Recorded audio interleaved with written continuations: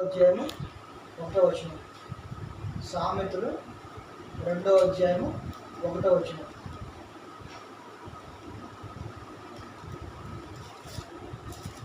సామెతలు 2వ. నీవు నా మాటలను అంగీకరించి నా ఆజ్ఞలను నీ వద్ద దాచుకుని ఎడగా జ్ఞానమునకు నీ చెవి యొగ్గి హృదయపూర్వకముగా వివేచనను అభ్యసించిన ఎడగా తెలివికై మొరపెట్టిన ఎడగా వివేచనకై మనవి చేసిన ఎడగా వెండిని వెతికినట్లు దాన్ని వెతికిన ఎడగా దాచబడిన ధనమును వెతికినట్లు దాన్ని వెతికిన ఎడగా యెహోవా యందు భయభక్తులు కలిగి ఉండుట ఎట్టిదో నీవు గ్రహించదవు. దేవుని గురించిన జ్ఞానము నీకు లభించును. యెహోవా దేవుడు ఏం చెప్తున్నాడంటే, ఆయన ఆజ్ఞలను నువ్వు దాచుకునే ఎడల భయభక్తులు అంటే ఏంటో నువ్వు తెలుసుకుంటావు. అంటే ఇక్కడ జ్ఞానము అంటే ఏంటో మనం ఆలకించాలి. జ్ఞానం అంటే ఏంటో మనం ఆలకించాలి. జ్ఞానం అంటే సంపాదించడం కాదు, కానీ జ్ఞానం అంటే ఏంటంటే భయము, భక్తి. అవి ఎట్టివో మనం గ్రహించగలగాలి అని అంటే మొట్టమొదటిగా మనం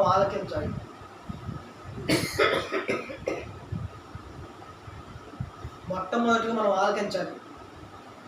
మంచి ఏంటి, చెడేంటి, భక్తి ఏంటి, భయం ఏంటి. పాపం నుంచి విడిపించబడాలంటే చాలా జాగ్రత్తగా ఉండాలి. అద్దు మీరు ప్రవర్తిస్తున్నారా, దేవుడు శిక్షించగలడు. పాపం చేస్తున్నావా, శిక్షించగలడు. దేవుడు ఏం చెప్తున్నాడంటే మనస్సును గ్రహిస్తాడు దేవుడు. మన ఆలోచనలు ఎలా ఉన్నాయి,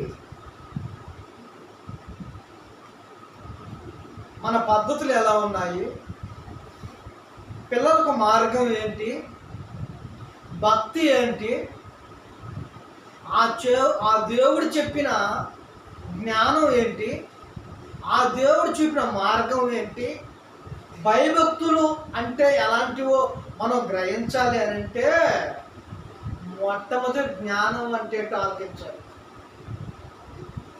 జ్ఞానం అంటే ఆలకిస్తే భక్తి అంటే తెలుస్తుంది. అప్పుడు దేవుని పిల్లలుగా పిలువబడుతున్న ప్రతి ఒక్కరూ కూడా కేవలం ఆయన ఆజ్ఞలను పాటించగలరు. ఆయన ఆజ్ఞలు మనం పాటించాలంటే క్రీస్తుని విశ్వసించాలి. ఎందరో భక్తులు కష్టపడ్డారు ఆ రోజుల్లో.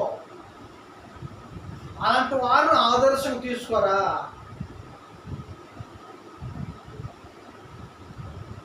పాపం చేస్తున్నావా, భూమి ఎందరో పాపం చేస్తున్నారు, అయినప్పటికీ దేవాది దేవుడు క్షమిస్తూ వస్తున్నాడు. ఎందుకు అంటే మారు మనసు అనేది ఒక అవకాశం కల్పించాడు. భక్తులారా మారు మనసు పొందండి, భక్తులారా ఆలోచించండి అని దేవుడు చెప్తూ ఉంటే దేవుని మాటలు వింటూ ఉంటారు, కానీ ఆలకించరు, పాటించరు. దేవుడు ఒకటే చెప్తున్నాడు, భక్తి అంటే ఏంటో నువ్వు నేర్చుకోవాలి అంటే బైబిల్ చదవాలి. భక్తి అంటే ఏంటో నువ్వు ప్రకటించాలి అంటే కష్టపడాలి. అంటే శరీర క్రియలు కానీ, శరీరానికి సంబంధించిన ఆలోచనలు కానీ, వీటన్నిటిని కూడా నువ్వు ఎలా, ఏ విధంగా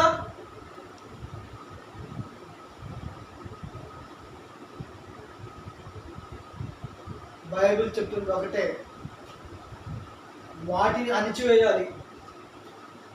పిల్లల భవిష్యత్తుకు మార్గం ఏంటంటే పరిశుద్ధత. పిల్లల భవిష్యత్తుకు మార్గం పరిశుద్ధత. అలాంటి భక్తి జీవితం కొనసాగించాలి అంటే ప్రతిరోజు పిల్లలకి మనం బైబిల్ నేర్పించాలి.